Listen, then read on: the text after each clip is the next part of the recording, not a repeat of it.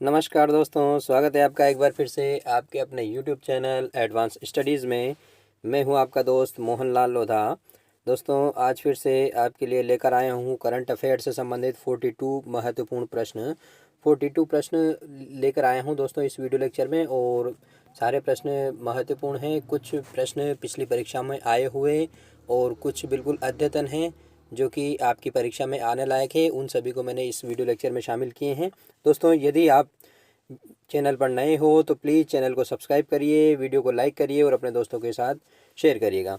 Okay दोस्तों, तो शुरू करते हैं आज के इस वीडियो लेक्चर का पहला प्रश्न।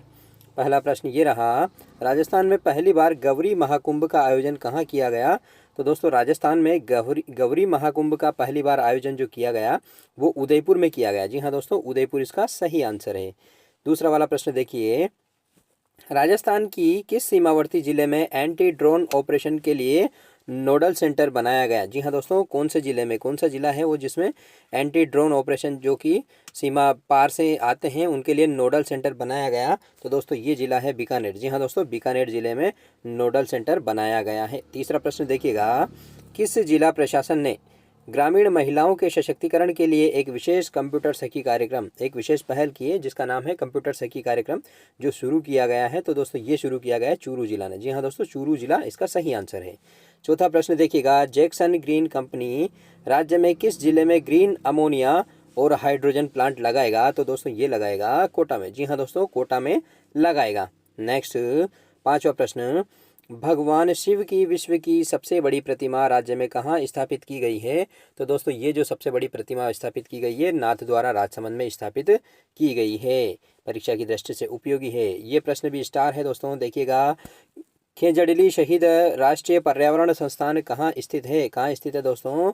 तो ये स्थित है दोस्तों लूणी में। जी हाँ दोस्तों, लूणी में स्थित है, लूणी जोधपुर में।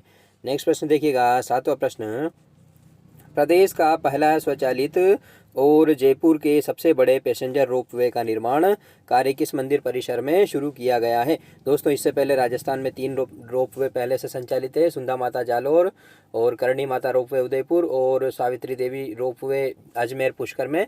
और ये चौथा रोपवे होगा जो कि खोले के हनुमान मंदिर है उदयपुर जयपुर में, वहाँ पर इस रोपवे का निर्माण किया जा रहा है जो कि स्वचालित होगा। नेक्स्ट प्रश्न देखिएगा, आठवां प्रश्न, राजस्थान लोक सेवा आयोग के संदर्भ में कौन सा विकल्प सही नहीं है यानी कि गलत है?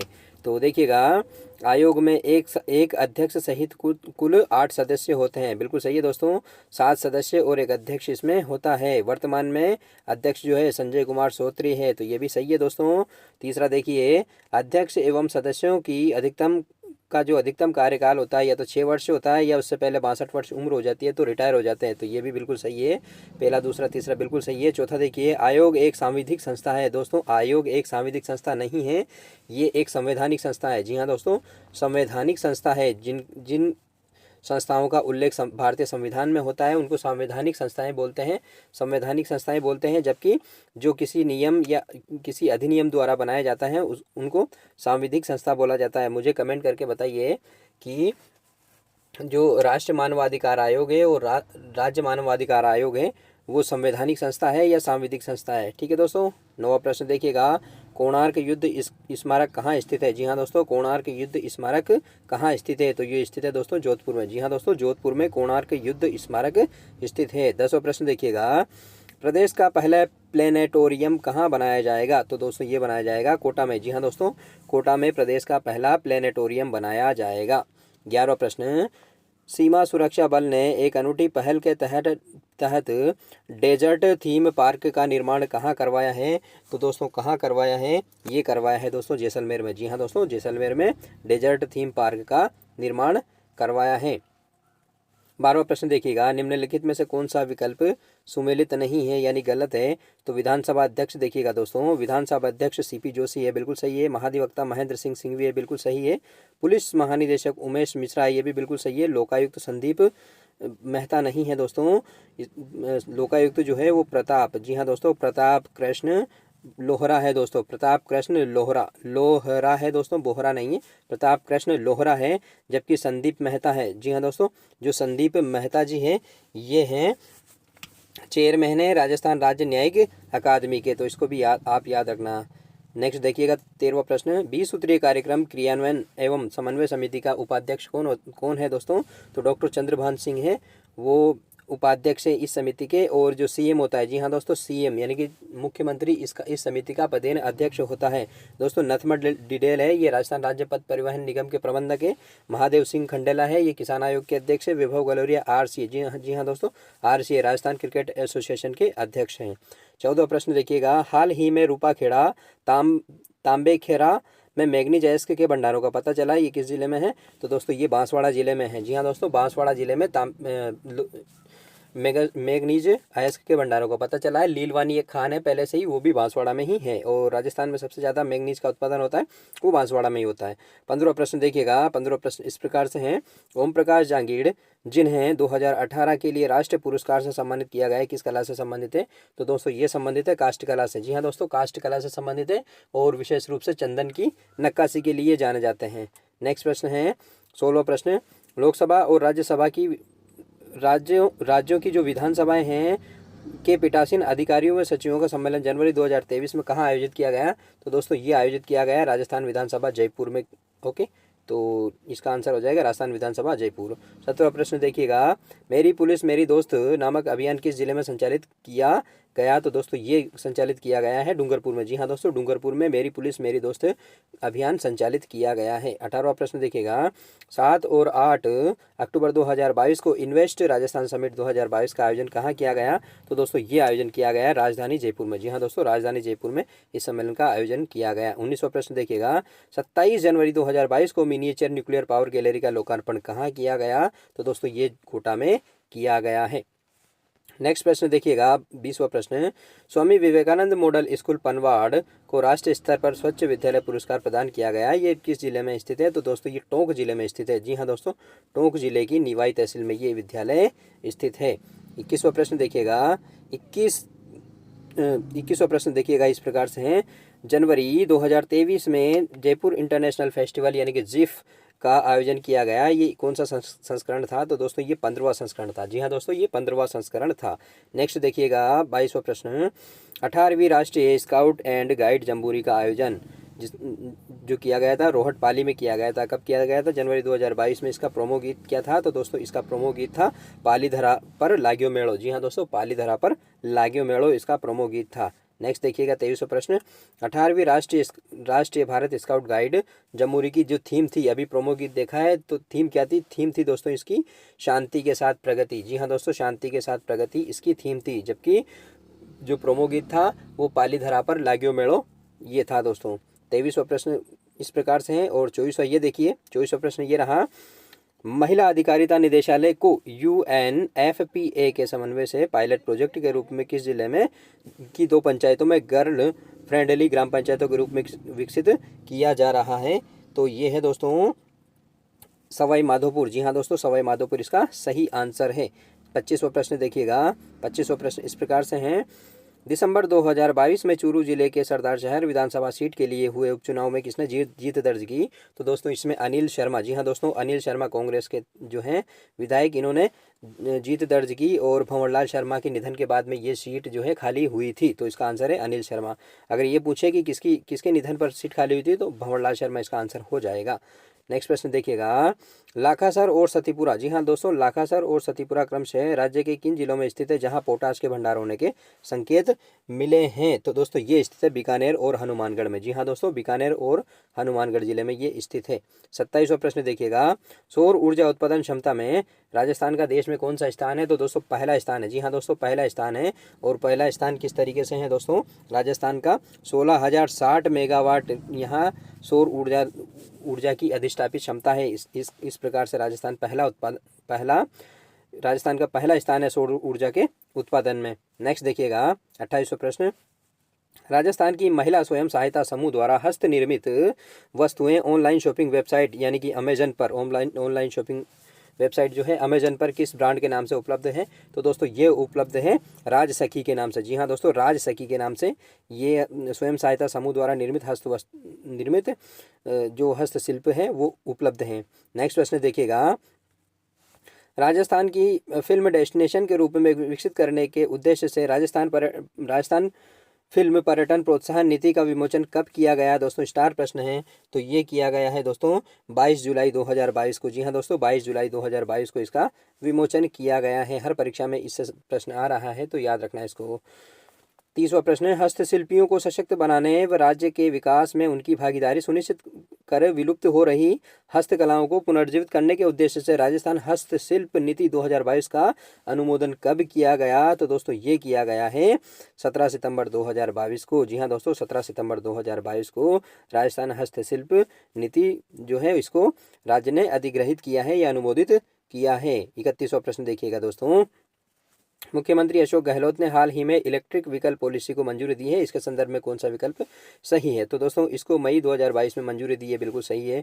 इलेक्ट्रॉनिक वाहनों की खरीद को प्रोत्साहन देने के लिए प्रस्तावित एक मुश्त अंशदान और SGST का पुनर्भरण के लिए 4 करोड़ के अतिरिक्त बजट की स्वीकृति दी है, ये भी सही है। इस नीति के अंतर्गत व्हीकल विक्रेताओं को सभी प्रकार के पुनर्भरण जो है 7 दिनों के अंदर करने का प्रावधान है। तो उपयुक्त सभी कथन इसका सही है दोस्तों। ये जरूर दोस्तों परीक्षा में आने लायक प्रश्न है और पिछली परीक्षाएं हुई है उसमें भी इससे संबंधित प्रश्न पूछे गए हैं, तो इसको याद रखना है।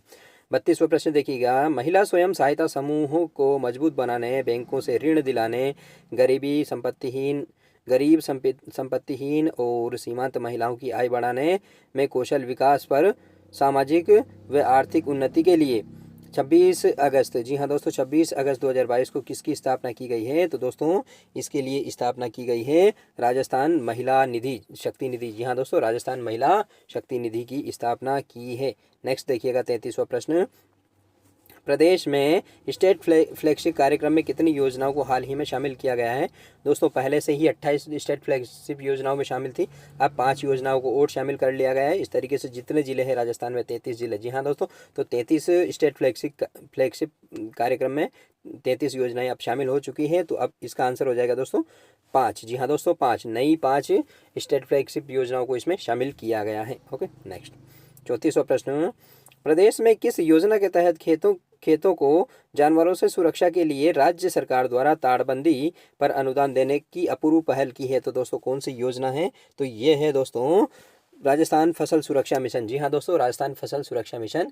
इसके अंतर्गत दोस्तों किसानों को अनुदान दिया जाता है और अनुदान के तहत खेतों के चारों ओर बाड़बंदी की जाती है तारों के माध्यम से। 35वां प्रश्न, किस जिले में पायलट प्रोजेक्ट के रूप में safety against violence and exploitation of children save कार्यक्रम जो है इसका शुभारंभ 28 नवंबर 2022 को किया गया है। तो दोस्तों इसका सही आंसर है अलवर। जी हाँ दोस्तों, अलवर इसका सही आंसर है। 36वां प्रश्न देखिएगा, वरिष्ठ नागरिक तीर्थ यात्रा योजना के तहत दूसरी ट्रेन जो है 11 अक्टूबर 2022 को रवाना हुई। ये है योजना जो है किस विभाग द्वारा संचालित की जा रही है। तो दोस्तों ये जो योजना है देवस्थान विभाग राजस्थान सरकार द्वारा ये संचालित की जा रही है। दोस्तों वीडियो को छोटा बनाने के लिए मैं थोड़ा जल्दी बोलता हूँ, तो थोड़ा सा कभी कभी बोलने में त्रुटि हो जाती है, तो उसका थोड़ा सा आप एडजस्ट कीजिए। ओके दोस्तों प्लीज़ अगर आप वीडियो चैनल पर नए हैं तो प्लीज़ चैनल को सब्सक्राइब करिए, वीडियो को लाइक करिए और अपने दोस्तों को शेयर करना बिल्कुल भी ना भूलें। दोस्तों जैसे ही रीट का एग्ज़ाम हो जाएगा तो रीट के एग्ज़ाम के बाद में मैं RS प्री की टेस्ट सीरीज़ लेकर आऊँगा। जिस तरीके से 150 क्वेश्चन की टेस्ट सीरीज़ में रीट मेंस के लिए लेकर आ रहा हूँ, बिल्कुल इसी तरीके से हर 2-3 दिन के अंतराल में। ठीक है दोस्तों, तो देखते हैं 37वां प्रश्न इस प्रकार से है, देखिएगा, किस योजना के तहत विद्यालयों के विकास व उन्नयन के लिए राजस्थान के 716 विद्यालयों को चिन्हित किया गया है। तो दोस्तों किस योजना के तहत। तो ये योजना है दोस्तों PM श्री। जी हाँ दोस्तों PM श्री। PM का मतलब प्राइम मिनिस्टर और श्री का मतलब है दोस्तों स्कूल फॉर राइजिंग इंडिया। जी हाँ दोस्तों, स्कूल फॉर राइजिंग इंडिया इसकी फुल फॉर्म है, तो इसको भी आप याद रखना। School for rising India Shri का फुल फॉर्म है। ओके नेक्स्ट देखते हैं दोस्तों।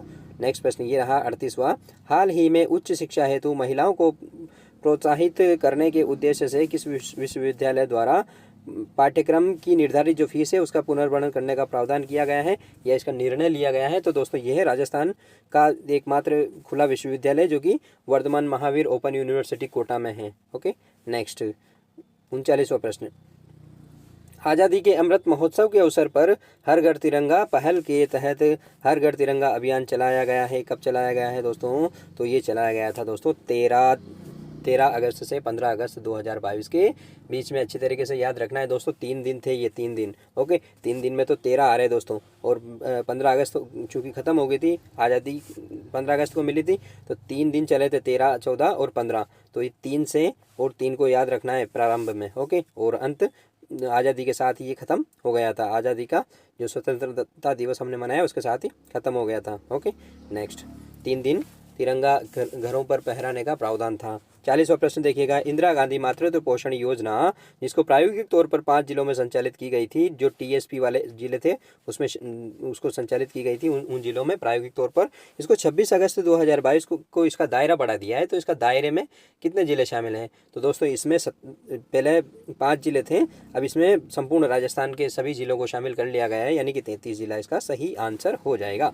ओके, नेक्स्ट देखिएगा, 41वां प्रश्न, दीनदयाल स्पर्श योजना का संबंध किस विभाग से है? तो दोस्तों दीनदयाल स्पर्श योजना का संबंध है ये डाक विभाग से है। जी हाँ दोस्तों, डाक विभाग से हैं, और इसके अंतर्गत दोस्तों डाक टिकट संग्रहण से संबंधित है, और इसके अंतर्गत 5,000, जी हाँ दोस्तों, 5,000 रुपये तक की स्कॉलरशिप दिए जाने का प्रावधान किया गया है। ओके, 42वां प्रश्न देखिए, धूलिवंदन कार्यक्रम प्रदेश के किस धार्मिक स्थल से संबंधित है? तो दोस्तों धूलिवंदन कार्यक्रम जो है वो राजस्थान के मानगढ़ धाम जो बांसवाड़ा में है उससे संबंधित है। इसको अच्छी तरीके से याद रखिएगा। ओके दोस्तों, तो ये थे आज के इस वीडियो लेक्चर के 42 प्रश्न। आशा करता हूँ आपको समझ में आए होंगे। मिलते हैं किसी और वीडियो लेक्चर में एक नए टॉपिक के साथ। ओके, थैंक यू दोस्तों।